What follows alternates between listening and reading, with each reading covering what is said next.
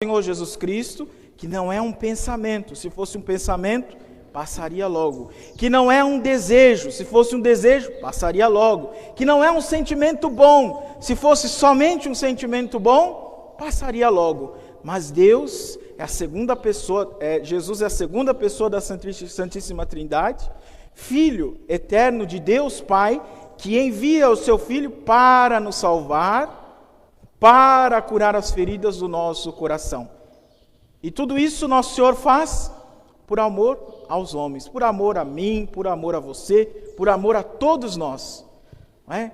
Tanto Deus amou o mundo, tanto Deus amou o mundo, que nos deu seu Filho único, quem crê nele não perece, mas tem a vida eterna. Corrobora com esta passagem de São João o que São Paulo mesmo quer dizer aqui na Epístola aos Efésios.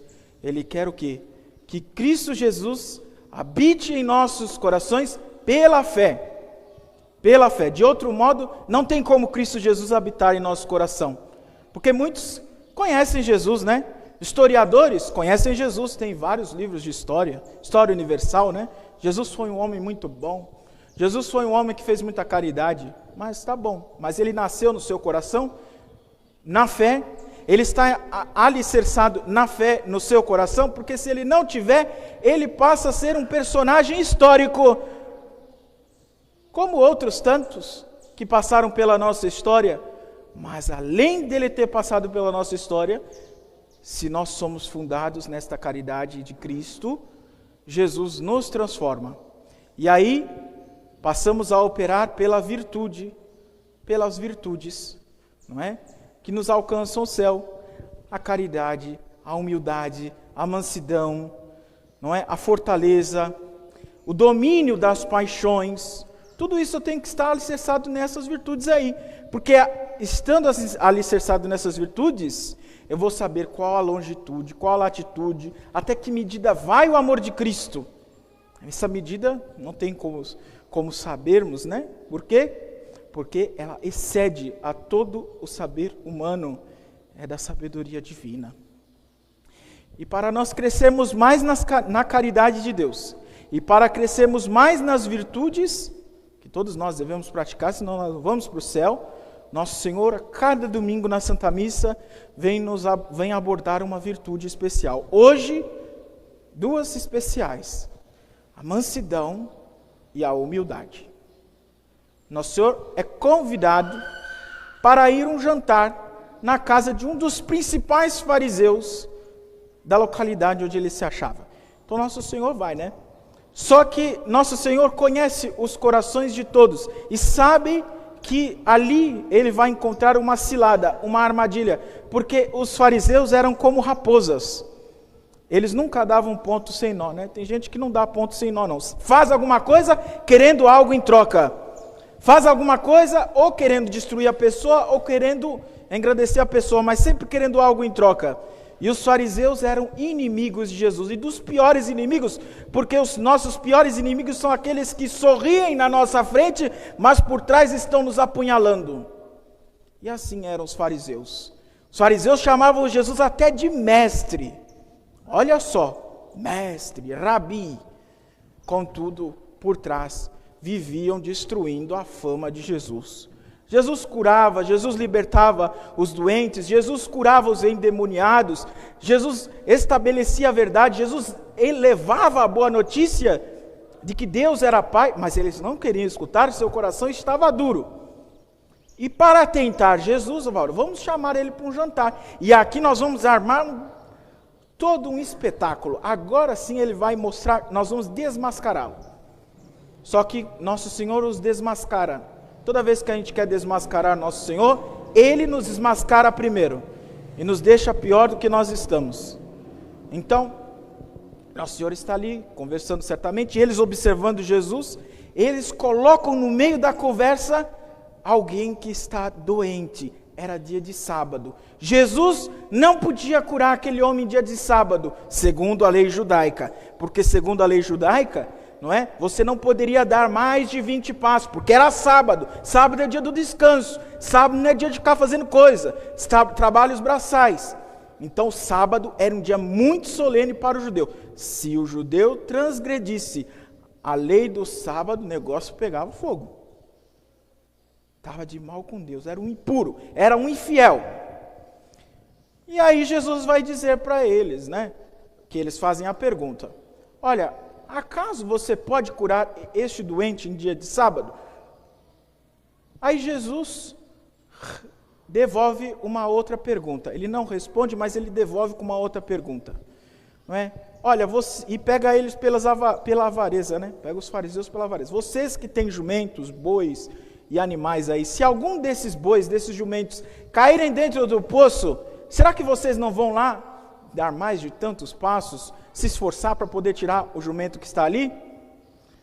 Quanto mais esse Filho de Deus que está aqui, eu posso curá-lo, eu vou ter que esperar até o dia de passar o sábado para curá-lo, se eu posso curá-lo ele agora? E Jesus o olha, o toca, o cura. Jesus não quer saber das leis que nós fazemos para contentar o nosso ser, né? Porque quando há muita lei, quando há muita confusão de que disse, não pode e pode, a gente começa a interpretar a lei e aí vira um negócio terrível.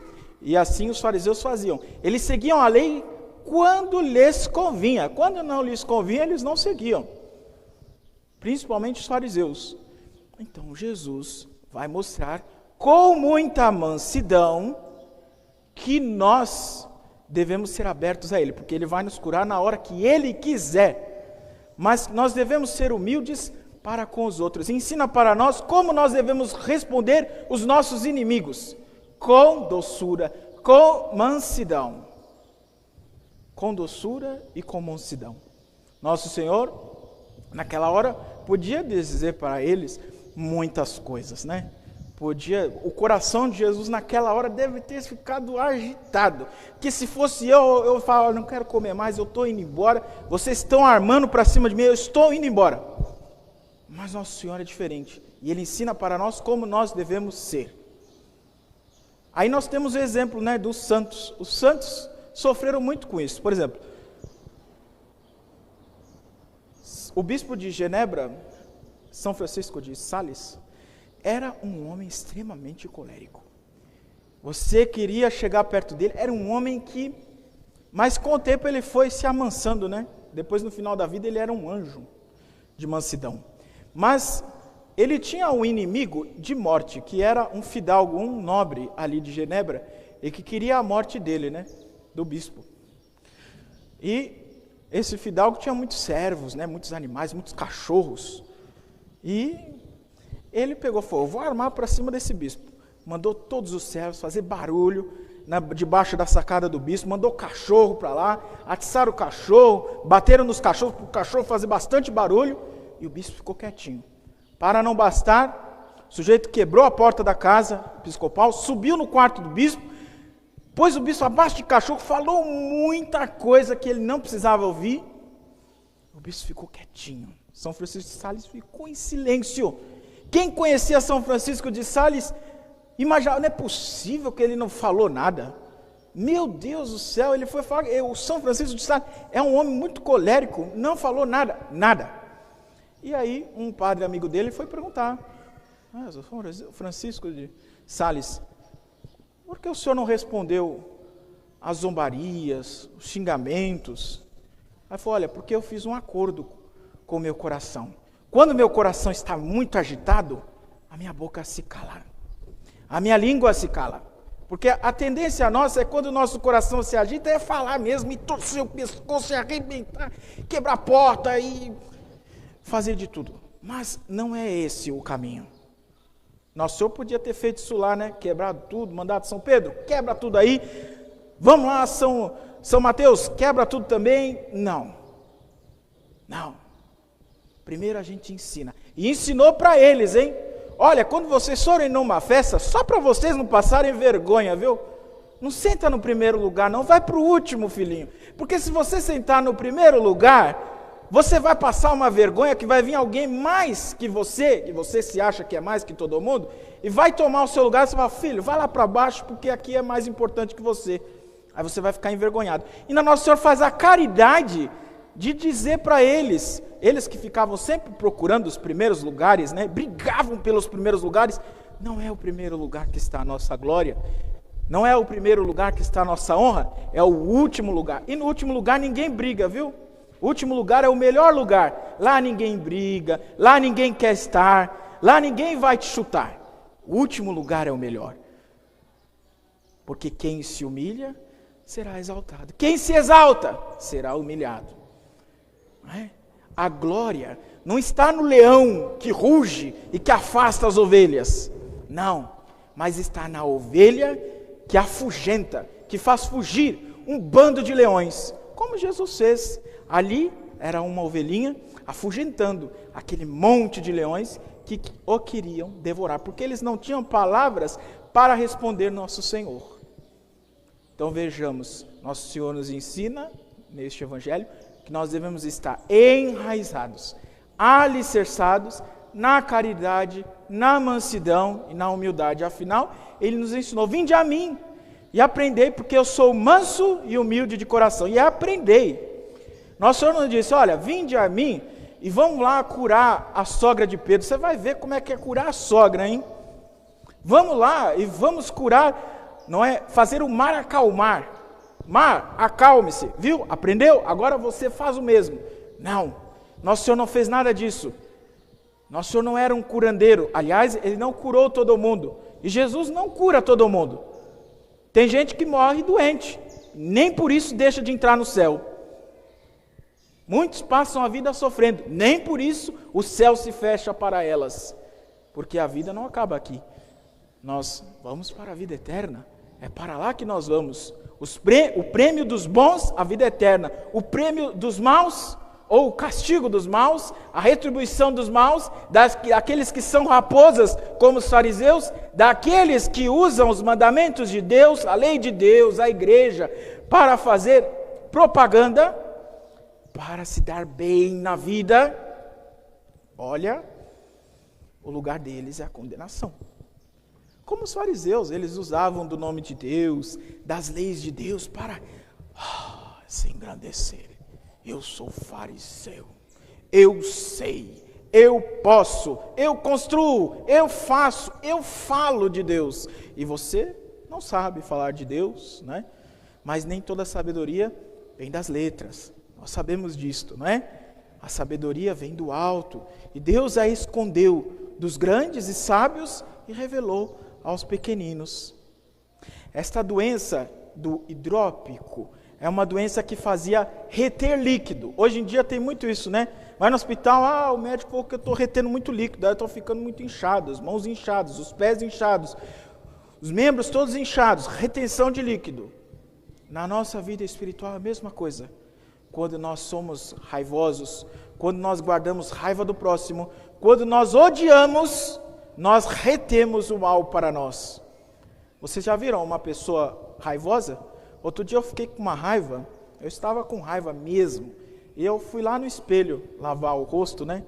Eu falei, nossa, na hora eu me dei conta do que é o bicho feio, é uma pessoa raivosa, muda a cara, muda a face, os olhos se envermelhecem, a face se transforma. Veja uma pessoa nervosa, ela se transfigura, vira um animal, age pelo impulso da raiva e esquece da razão. Nosso Senhor nunca se esqueceu da razão, por isso a face dele nunca mudou, sempre foi a mesma. A nós não, quando nós ficamos nervosos, nós mudamos, a face fica nervosa, aí a gente começa a ter raiva, é a cara do demônio.